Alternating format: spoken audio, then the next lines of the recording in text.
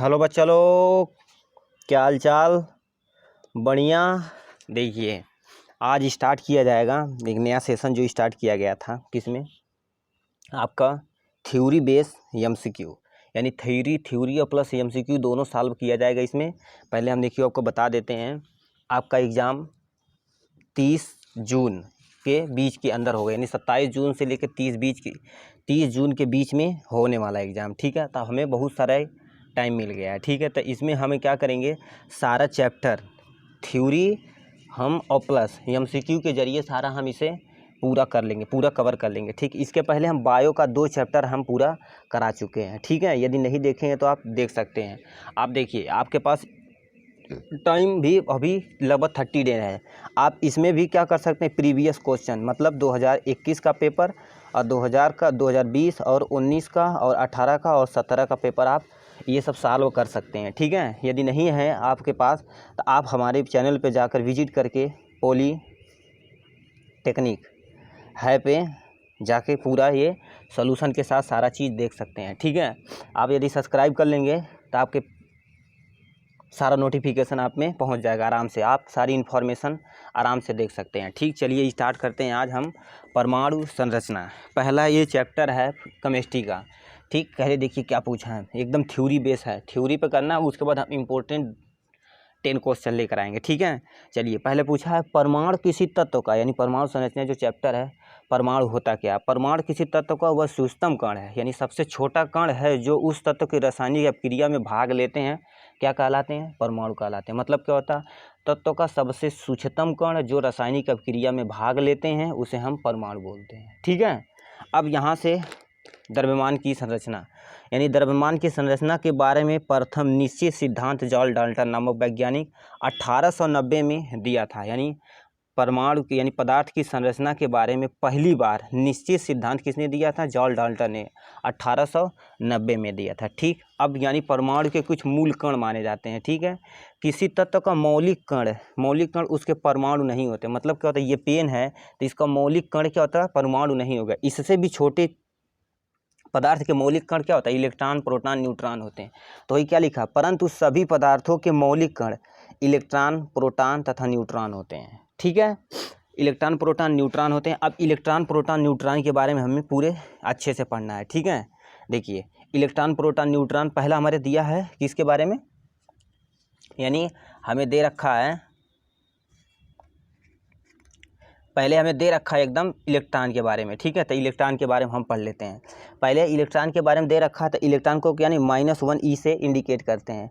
Electron की खोज J Thomson 1897 में किया था। ठीक है, अब यहाँ से दूसरा पॉइंट, किसी तत्व के परमाणु में इलेक्ट्रॉन की संख्या नाभिक में उपस्थित प्रोटॉनों की संख्या के बराबर होती है। इनके कहने का मतलब है, यानी इलेक्ट्रॉन है, यदि कोई तत्व है उसमें उपस्थित इलेक्ट्रॉन और प्रोटॉन दोनों के क्या बराबर होते हैं। ये पहला पॉइंट यही आपसे बोला है। ठीक, अब वही तुमसे बोला प्रोटॉन के बराबर होते हैं। यदि इलेक्ट्रॉन के आवेश की बात की जाए तो इलेक्ट्रॉन का आवेश कितना होता है, -1.6 × 10⁻⁻⁻⁰ कूलाम होता है।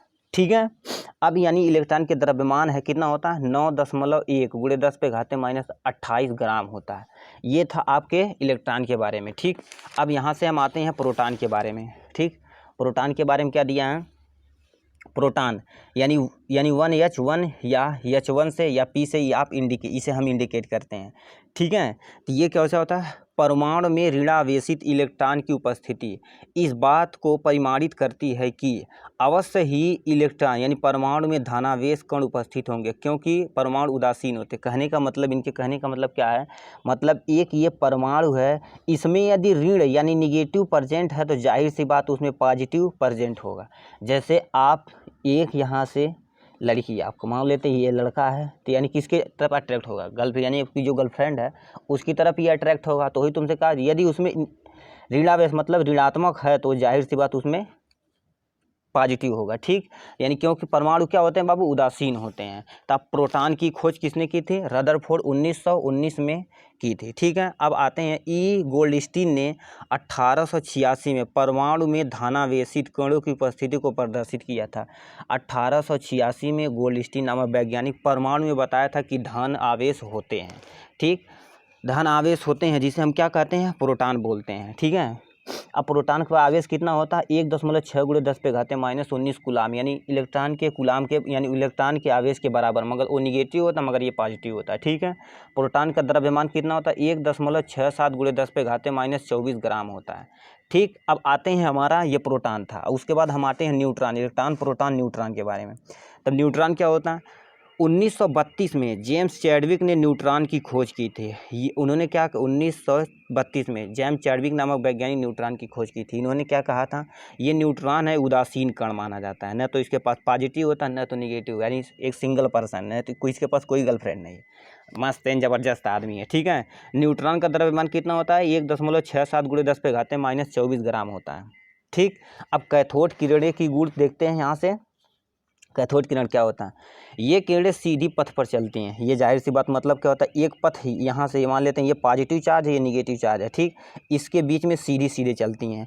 इनका द्रव्यमान कणों पे यानी क्या होता है, कणों से निर्मित होता है। ये जो इसका द्रव्यमान कणों से निर्मित होता है। ठीक है, ये किरणें विद्युत यानी मान लेते हैं विद्युतीय या चुंबकीय क्षेत्र, ये आपका विद्युतीय या चुंबकीय क्षेत्र यानी माइनस वाला है और प्लस वाला है, प्लेट से यदि विक्षेपित किया यानी गुजारा जाता है तो क्या है, धन आवेशित यानी धन की तरफ ये मूव कर जाता है। मतलब क्या होता है, ये एक प्लस है और ये एक माइनस है, तो माइनस किसकी तरफ मूव करता है, प्लस की तरफ मूव करता है। अरे मान लेते हैं आप ये बॉयज हैं, ठीक है, ये आपकी ये गर्ल्स है, तो बताइए क्या होता है, यानी लड़के लड़की की तरफ, लड़का लड़की की तरफ अट्रैक्ट होता है कि नहीं।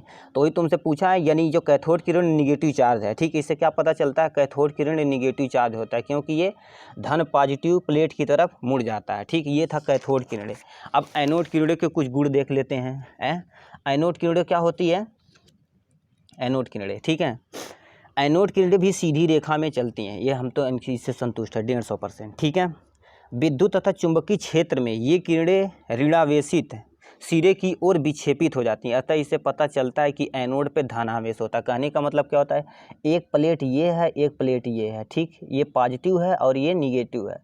अब यदि एनोड किरणें निगेटिव की तरफ मूव कर रहे हैं तो इससे क्या पता चलता है, एनोड किरणों पे कौन सा धनावेश है। ठीक, ये था एनोड किरण। अब आते हैं परमाणु क्रमांक। परमाणु क्रमांक किसे कहते हैं, परमाणु क्रमांक का विचार मोज़ले नामक वैज्ञानिक ने की थी। परमाणु यानी एटॉमिक नंबर, यानी किसी एलिमेंट यानी कोई तत्व है उसका एटॉमिक नंबर कितना है। ठीक है, अब जैसे मतलब आप किस क्लास में पढ़ते हैं तो उसी तरह से ये जो परमाणु है तो उसका क्रमांक क्या है। लेकिन इसके पहले क्या होता है, विचार मोज़ले नामक वैज्ञानिक ने किया था। ठीक, परमाणु के नाभिक में उपस्थित प्रोटॉनों की संख्या, यानी कोई परमाणु है उसके नाभिक में उपस्थित प्रोटॉनों की संख्या परमाणु की संख्या कहलाती है। मतलब क्या होता है, ये परमाणु है उसके अंदर कितना प्रोटॉन की संख्या है वही आपका परमाणु क्रमांक संख्या कहलाती है। ठीक, अब इसका यहाँ से फार्मूला दिया है, परमाणु क्रमांक बराबर क्या होता है, परमाणु क्रमांक Z बराबर नाभिक में उपस्थित प्रोटॉनों की संख्या प्लस इलेक्ट्रॉनों की संख्या होती है। ठीक, अब यानी Z इक्वल टू कितना हो जाएगा, P + N होता है। ये था आपका परमाणु क्रमांक के बारे में। ठीक है, अब यहाँ से द्रव्यमान संख्या यानी द्रव्यमान संख्या, इसके बारे में थोड़ा सा देख लेते हैं। ठीक है, देखिए किसी परमाणु के नाभिक में उपस्थित प्रोटॉन तथा न्यूट्रॉन को दोनों की संख्या, वो केवल क्या था, केवल था प्रोटॉनों की संख्या। इसमें प्रोटॉनों की संख्या है, देखो यहाँ से अंडरलाइन करते, प्रोटॉनों की संख्या तथा न्यूट्रॉनों की संख्या, प्रोटॉन और न्यूट्रॉनों की संख्या दोनों की संख्या का योग जो होता है वो क्या कहलाता है, द्रव्यमान संख्या कहलाता है। देखिए परमाणु के द्रव्यमान संख्या A बराबर प्रोटॉन की संख्या P + न्यूट्रॉन की संख्या N होती है। ठीक, A बराबर कितना होता है, P + N होता है। ठीक, A बराबर P + N होता है, ये द्रव्यमान संख्या होता है। ठीक है, अब यहाँ से आते हैं, देखिए आइसोटोप्स क्या होता है, यानी समस्थानिक क्या होता है। वे एक ही तत्व के, ठीक है, ये समस्थानिक यानी आइसोटॉप्स क्या होता है, एक ही तत्व के विभिन्न परमाणु जिनके परमाणु क्रमांक समान हो, यानी एक परमाणु है उसका परमाणु क्रमांक सेम है, यानी परमाणु क्रमांक सेम है परंतु परमाणु द्रव्यमान भिन्न है। कहने का मतलब क्या होता है, कोई परमाणु है तो उसका परमाणु क्रमांक यानी परमाणु और क्रमांक क्या है, सेम है, परंतु द्रव्यमान यानी परमाणु द्रव्यमान भिन्न भिन्न है, तो उसे क्या कहेंगे, समस्थानिक बोलेंगे। ठीक, इसकी खोज किसने की थी, फैजान तथा सोडी नामक वैज्ञानिक ने की थी। ठीक, किसकी, आइसोटोप यानी समस्थानिक की खोज की थी। अब आते हैं, देखिए करिए, समस्थानिक के रासायनिक गुण समान होते हैं किंतु भौतिक गुण भिन्न भिन्न होते हैं। ठीक, यानी जैसे पहले दिए थे, देखो NH1 NH2 N1H3 है, ये था आपका आइसोटॉप्स का यानी समस्थानिक का एग्जाम्पल। अब आते हैं संभारिक क्या होता है। यानी जैसे देखिए करिए, आपको यहाँ से कुछ करना नहीं है, ज़्यादा कुछ नहीं करना। देखिए करिए, समभारिक यानी समान भार, ऐसे परमाणु जिनकी द्रव्यमान संख्या यानी द्रव्यमान संख्या समान हो किंतु परमाणु क्रमांक भिन्न भिन्न हो, उसे क्या कहेंगे, उसे हम बोलेंगे संभारिक बोलेंगे। ठीक, जैसे यहाँ से देखिए यानी NH3 और 2H3 होता है। ठीक, उसके बाद क्या होता है, यानी 18 AR40 होता है और 19K40 होता है, 20K40 होता है। ठीक, ये था आपका संभारिक वाला पोर्शन। ठीक, ये संभारिक वाला पोर्शन। अब क्या पूछा, सम न्यूट्रॉनिक पूछा है। ठीक है, सम न्यूट्रॉनिक टॉपिक दिया है। इसमें क्या होता है, सम न्यूट्रॉन यानी सम मतलब क्या होता है, बराबर न्यूट्रॉन की संख्या बराबर हो। ऐसे परमाणु जिसमें न्यूट्रॉनों की संख्या, देखिए न्यूट्रॉनों की संख्या समान हो किंतु द्रव्यमान संख्या भिन्न भिन्न हो, उसे क्या कहेंगे, सम न्यूट्रॉनिक बोलेंगे। ठीक है, जैसे 1S3 एंड दूसरा 2He तीसरा, यानी 15P31 होता था। ये आपका सम न्यूट्रॉन माने जाते हैं। ठीक है, जिसे हम आइसोटोन्स कहते हैं। अब हमारे सम इलेक्ट्रॉनिक क्या है, सम इलेक्ट्रॉनिक किसे कहते हैं, यानी सम यानी देखो सम मतलब बराबर इलेक्ट्रॉन, जिसमें इलेक्ट्रॉन की संख्या बराबर हो। वही तुमसे क्या पूछा है, देखिए क्या दिया बता, जिन आयनों या परमाणु में इलेक्ट्रॉनों की संख्या समान होती है किंतु उन्हें क्या कहेंगे, हम सम इलेक्ट्रॉनिक कहते हैं। कहने का मतलब जिन आयनों या परमाणु में इलेक्ट्रॉनों की कुल संख्या समान होती है, ये अंडरलाइन करिएगा। ठीक है, इलेक्ट्रॉनों की कुल संख्या समान होती है, उन्हें हम सम इलेक्ट्रॉनिक बोलते हैं। ठीक, जैसे एग्जाम्पल में क्या होगा, NH3 और H3O पे पॉजिटिव चार्ज कैसे हम निकालेंगे, तो इसका NH3 का हम क्या निकालेंगे, इलेक्ट्रॉन की संख्या कैसे निकालेंगे, उसके लिए हम यहाँ से देखिए क्या दिया, यानी इसमें नाइट्रोजन है तो नाइट्रोजन के परमाणु संख्या प्लस हाइड्रोजन के परमाणु संख्या निकालेंगे। ठीक है, तो अब देखिए नाइट्रोजन का परमाणु संख्या कितना होता है, 7, और हाइड्रोजन के परमाणु संख्या 1 होती है, यहाँ पर 3 है तो 3 से हमने गुणा करके यहाँ पे कर दिया तो कितना हो जाएगा, ये 7 हो जाएगा और ये 3 हो जाएगा, 7 3 10।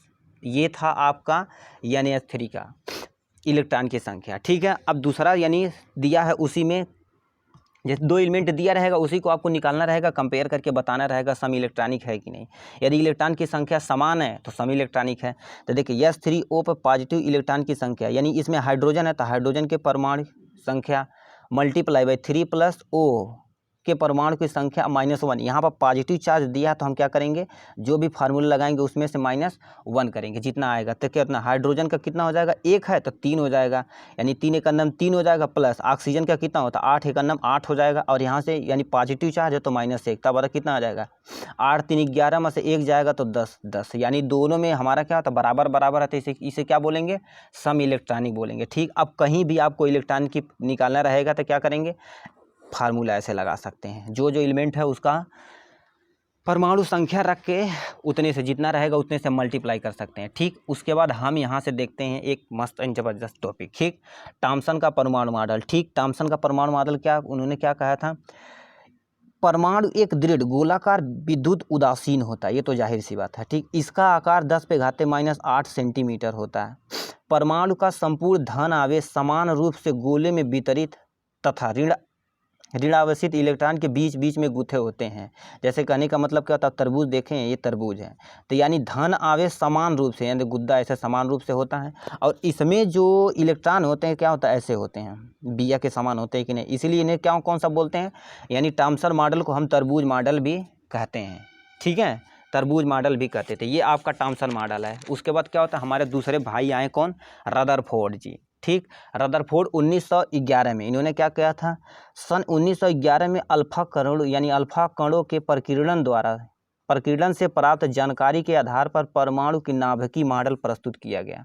इन्होंने इनके अनुसार क्या हुए थे, परमाणु का कुल धन आवेश परमाणु के केंद्र में एक अति सूक्ष्म भाग में संचित होता है, जिसे हम क्या कहते हैं, परमाणु का नाभिक। कहने का मतलब क्या होता है, ये आपका एक मान लेते हैं एक परमाणु है, इसमें धन आवेश एक सूक्ष्म भाग में स्थित होता है, जिसे हम नाभिक यानी सेंटर वाला पोर्शन बोलते हैं। इन्होंने यही कहा है। ठीक, कहा तथा इलेक्ट्रॉन नाभिक के चारों ओर अपेक्षाकृत दूरी पर इससे कक्षा में घूमते, मतलब क्या होता है, ये नाभिक है तो इसके कक्षा में एक निश्चित दूरी पर यहाँ पर क्या करते हैं, लोग गति करते हैं। यही तुमसे पूछा, यही कहा कि निश्चित कक्षा में घूमते रहते हैं। ये रदरफोर्ड का ये मॉडल था। ठीक, अब देखिए यहाँ से हम आते हैं बोर मॉडल। ठीक है, सब कराया जाएगा, ये केवल एमसीक्यू यानी थ्योरी थोड़ा थोड़ा बताई जा रही है। ठीक है, देखिए बोर का परमाणु मॉडल नील्स बोहर नामक वैज्ञानिक 1913 में रदरफोर्ड द्वारा जो प्रस्तुत था का नाभिकीय मॉडल था, उसमें दोष के प्लांक क्वांटम सिद्धांत के सहायता से उन्होंने इससे दूर किया था। ठीक है, मतलब क्या होता है, जो क्वांटम संख्या कौन दिए थे, प्लैंक नामक वैज्ञानिक दिए थे, तो यानी नील बोहर ने उसे क्वांटम सिद्धांत के माध्यम से उसे क्या कर दिया, पूरा दूर कर दिया। ठीक है, उसके बाद क्या दिया, दूसरा पॉइंट, परमाणु में इलेक्ट्रॉन के चारों ओर वृत्ति कक्षा में घूमते हैं, यानी परमाणु है तो इलेक्ट्रॉन इसके चारों ओर वृत्ति कक्षा में, ये मान लेते हैं वृत्ति कक्षा यानी इलेक्ट्रॉन ऐसे ऐसे घूमते हैं, मान लेते हैं ये ऐसे ऐसे और ऐसे ऐसे इलेक्ट्रॉन आराम से ऐसे घूमते हैं, एक वृत्ति कक्षा में घूमते रहते हैं। मान लेते हैं ये खूंटा है, ये यहाँ से रस्सी बैल बांध दिए तो इसी तरह से घूमेगा कि नहीं, तो यानी बैले की तरह घूम रहा है, तो ही तुमसे बोल रहा है। अब क्या पूछा, इलेक्ट्रॉन निश्चित ऊर्जा स्तरों में बिना ऊर्जा उत्सर्जित व अवशोषित किए लगातार उच्च वेग से चक्कर लगाता रहता। मतलब क्या होता है, यहाँ बैल को बांध दिए तो यानी न तो ऊर्जा अवशोषित करेगा न तो उत्सर्जित करेगा, लगातार अपना ऐसे घूमता रहेगा। ठीक है, वही तुमके बोर के कक्ष की त्रिज्या यदि आपको निकालना तो आर बराबर क्या लिखेंगे, एन का स्क्वायर एच का स्क्वायर बटे 4 पाई, देखिए ये बटे है, होल डिवाइड है, 4 डिवाइडेड यानी 4 pi square m e square और जेड होता है।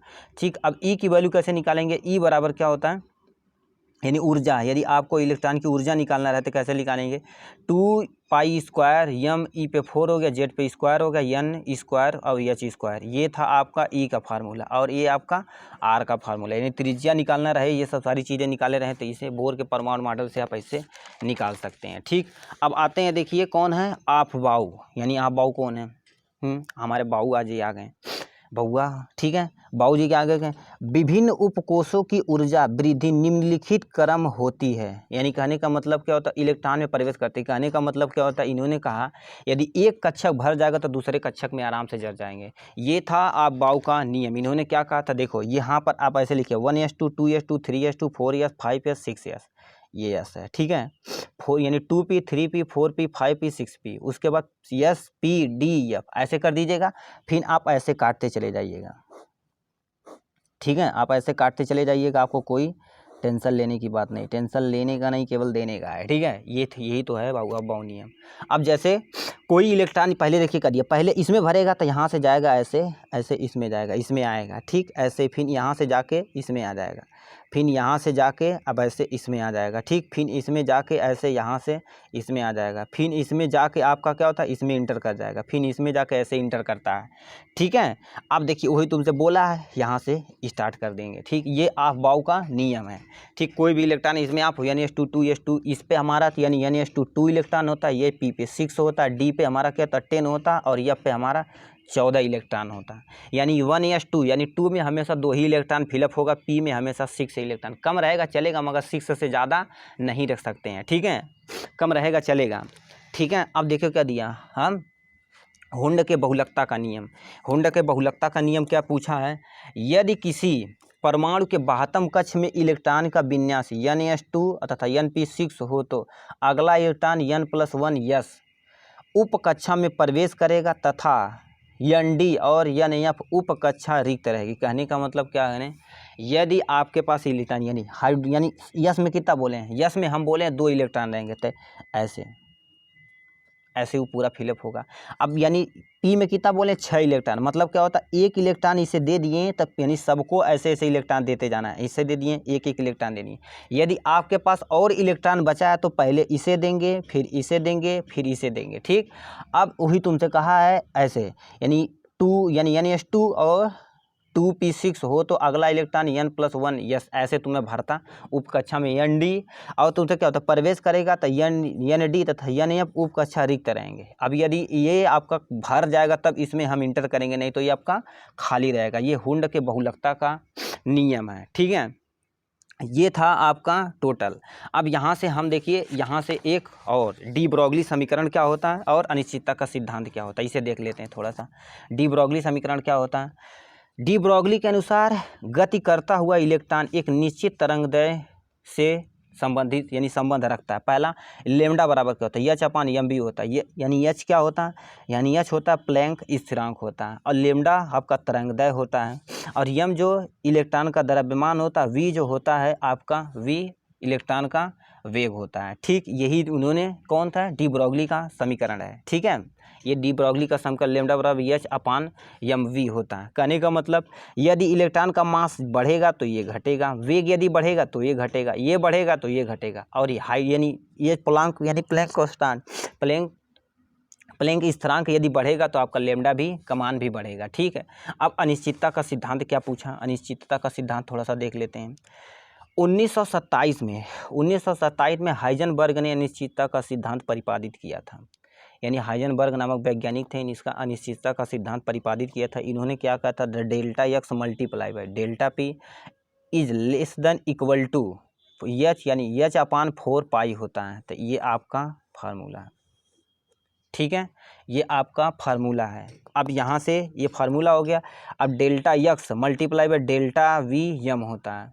अब यहाँ से पी, जो पी बराबर एम वी है, तो इसी को हम इधर उधर यानी इंटर एक्सचेंज किए हैं। ठीक है, घबराइएगा मत, यानी इसका फार्मूला एक दो फार्मूला हो गए। अब यानी इसमें क्या क्या है, अब डेल्टा एक्स क्या है, स्थिर यानी स्थिति की अनिश्चितता है, यानी कि स्थिति कहाँ पर क्या है, अनिश्चित यानी स्थिति की अनिश्चितता बताता है। डेल्टा पी बराबर क्या होता है, संवेग में अनिश्चितता बताता है। डेल्टा वी बराबर क्या बताता है, वेग में अनिश्चितता बताता है। और एच आपका प्लैंक कांस्टेंट है, जिसका मान कितना होता है 6.67 6.67 गुणे 10 पे घाते -34 जूल पर सेकेंड होता है, यानी जूल सेकेंड होता है। तो ये था आपका अनिश्चितता का सिद्धांत खत्म। यानी परमाणु संरचना में हम सारा एम ओ थ्योरी वाला पोर्शन यानी ज़्यादातर पोर्शन खत्म कर दिए हैं। ठीक है, ठीक, अब यहाँ से हम क्या करेंगे, क्वेश्चन के जरिए जितना दिया है उसे हम देखेंगे। ठीक, पहला क्वेश्चन क्या दिया है, यहाँ से आपके सामने रखते हैं। ठीक है, पहला क्वेश्चन हमें दे दिया, बोर परमाणु मॉडल प्रयोग किया जाता है। ठीक है, आप यदि थ्योरी पढ़ लिए अच्छे से तो आप सारा एमसीक्यू से टकाटक मारते चले जाइएगा। ठीक, नहीं आता है तो हम यहाँ पर बैठे हैं यार, कोई दिक्कत नहीं। ठीक, बोर मॉडल प्रयोग किया जाता है हाइड्रोजन परमाणु के लिए, या हीलियम परमाणु के लिए, या लिथियम परमाणु के लिए, या सभी के लिए। बोर मॉडल सभी के लिए उपयोग किया जाता है। ठीक है, अब आते हैं दूसरा क्वेश्चन। ठीक, ये आपका बहुत इंपॉर्टेंट क्वेश्चन दिया है, यदि कहेंगे तो और सारा बहुत सारे एमसीक्यू हम लगवा देंगे। ठीक है, डाल्टन के परमाणुवाद के अनुसार वह सूक्ष्मतम कण जो कण के स्वतंत्र अवस्था में रह सकता है वो क्या कहलाता है, तत्व कहलाता है, या परमाणु, या अणु, या आयन, तो वो क्या कहलाता है, परमाणु कहलाता है। ठीक है, परमाणुवाद जब थ्योरी दे रहे हैं तो यानी परमाणुवाद ही कहलाएगा ना। तीसरा नंबर क्या पूछा, तीसरा नंबर हमसे पूछ लिया सबसे कम तरंगदैर्घ्य वाली विद्युत चुंबकीय विकिरण है। पहला कास्मिक किरणें, दूसरा माइक्रो किरणें, तीसरा गामा किरणें, चौथा एक्सरे किरणें। यानी सबसे कम तरंगदैर्घ्य वाली गामा किरणें मानी जाती हैं। ठीक है, गामा किरणें होती हैं। अब यहाँ से निम्नलिखित में से कौन सा सत्य है, ये आपका फार्मूला यहाँ से दे रखा है जो पीछे भी पढ़े हैं। ठीक है, कौन सा फार्मूला सत्य है, देखिए पाई बराबर एन एच डिवाइडेड बाई, यानी होल डिवाइडेड कितना दिया, m v r multiply by 2 होता है। तो जाहिर सी बात यही सही है, मगर हमें सब सारा पढ़ना है। ठीक, पाई बराबर क्या होता है 2NH और यानी एम वी आर होता है। तीसरा क्या होता है, पाई बराबर 2MV/r बटे NH होता है। यानी चौथा दिया है पाई बराबर MVI/2NH होता है। ठीक, तो आपका ये पहला ऑप्शन सही है। ठीक है, पहला ऑप्शन सही है। अब पांचवा क्वेश्चन क्या पूछा है, पांचवा क्वेश्चन भी अच्छा क्वेश्चन एकदम सब दिया हमें, यानी कौन सा तथ्य, यानी आपको तथ्य देखना है तो बताना कौन सा आपका सही है। ठीक है, देखिए क्या दिया, 38 SR पे +2 चार्ज और 90 में परमाणु की संख्या 36 है। दूसरा, इलेक्ट्रॉन की संख्या 38 है, न्यूट्रॉन की संख्या 52 है, और प्रोटॉन की संख्या 38 है। तो इसमें से कौन कौन सा ऑप्शन सही है, आपके लिए हम देखिए बता देते हैं। आपका डी वाला ऑप्शन, यानी ऑप्शन दिया पहला और दूसरा, यानी पहला और दूसरा सही है, दूसरा और तीसरा सही है, और तीसरा ऑप्शन दिया तीसरा और चौथा सही है, और लास्ट ऑप्शन दिया है पहला और चौथा सही है। तो आपका पहला और चौथा सही है। क्यों, देखिए क्या दिया यहाँ पर, देखिए क्या दिया, परमाणु संख्या कितनी है 38 है। तो 38 में से आपका ये +2 है, तो यहाँ से -2 करेंगे तो कितना आ जाएगा, आपका 36 आ जाएगा। तो परमाणु संख्या आपका 36 आ जाएगा, ये ऑप्शन सही है। ठीक है, ये ऑप्शन सही हो गया। और हमसे क्या पूछा है, यानी चौथा प्रोटॉन की संख्या 38 है, तो आपके देखो करिए यही तो प्रोटॉन की संख्या है, तो प्रोटॉन की संख्या भी 38 है। ये दोनों करेक्ट है, तो आपका कौन सा ऑप्शन सही है? आपका चौथा ऑप्शन सही है। ठीक, अब आते हैं छठा नंबर क्वेश्चन। छठा नंबर क्वेश्चन क्या पूछा? किसी विकिरण की ऊर्जा तथा आवृत्ति के मध्य संबंध बताना। संबंध कौन बताया था? बोर ने बताया था, डी ब्रॉगली ने बताया था, या रदरफोर्ड ने बताया था, या प्लैंक ने बताया था? तो बोर ने इसके बारे में बताया था। ठीक, अब 7वां नंबर कौन क्वेश्चन पे पूछा? कौन सा मिलान सत्य है, यानी इसमें से जो मिलाया गया कौन सा सही है? द्रव्यमान स्पेक्ट्रोग्राम चैडविक ने दिया था। दूसरा परमाणु क्रमांक मोजले ने दिया था, परमाणु क्रमांक मोजले दिया था। ठीक, यही सही है आपका। हम थ्योरी पढ़ा दिए तो अब धड़ाधड़ मार से चले जाइए। न्यूट्रॉन को मिलियन ने किया था, नहीं, ये मिल्कन नहीं, मिल्केक बना दिए होते यार, तुम ऐसा ऐसा नाम रख देते हो यार। ठीक, इलेक्ट्रॉन के आवेश की माप एंगस्ट्रॉम में होती नहीं होती है, आवेश की माप कूलॉम में होती है। ठीक है, ये था आपका 7वां क्वेश्चन। 8वां क्वेश्चन हमसे क्या पूछा है? 8 नंबर क्वेश्चन हमसे पूछ लिया है। 8 नंबर क्वेश्चन पूछ लिया, H+ आयन सम इलेक्ट्रॉन है। सम इलेक्ट्रॉन यानी किसमें समान इलेक्ट्रॉन है। तो आपका हम इसके यानी इसका कितना होता है? यानी टोटल 11 होता है। एक माइनस करेंगे तो हमारा कितना हो जाएगा? 10 हो जाएगा। ठीक है, 10 हो जाएगा। तो इसमें से कौन 10 हो जाएगा? Mg का आपका 12 होता है, तो 12 में से 2 जाएगा तो आपका कितना हो जाएगा? 10। आपका यही ऑप्शन सही है। 9वां नंबर क्वेश्चन क्या पूछा है? 9वां नंबर हमसे क्वेश्चन पूछा है, जब 3D कक्षक पूर्ण रूप भर जाते हैं तो नया इलेक्ट्रॉन किस में प्रवेश करता है? ये अबाउ पे नियम पे पूरा आधारित है। तो यानी 3D आपका 3D यदि भर जाएगा तो आपका 4p पे कक्षक में इलेक्ट्रॉन इंटर कर जाएंगे। ठीक है, अब हमारा 10 नंबर क्या पूछा? स्कैडियम यानी 21 के बाह्य इलेक्ट्रॉन के लिए क्वांटम संख्या का मान होता है। क्वांटम संख्या का पहला n बराबर 2, l बराबर 2, दूसरा ऑप्शन n बराबर 3, l बराबर 3 होता है, तीसरा n बराबर 3 और दूसरा l बराबर 3 2 होता है, चौथा ऑप्शन n बराबर 2 और या l बराबर 3 होता है। सी वाला ऑप्शन आपका सही है। ठीक, ये था आपका total theory plus 10 MCQ, 10 important MCQ है। ठीक, यदि और कहेंगे तो हम MCQ पूरा सॉल्व कर देंगे। ठीक, पढ़ाई करते रहिए। All the very best.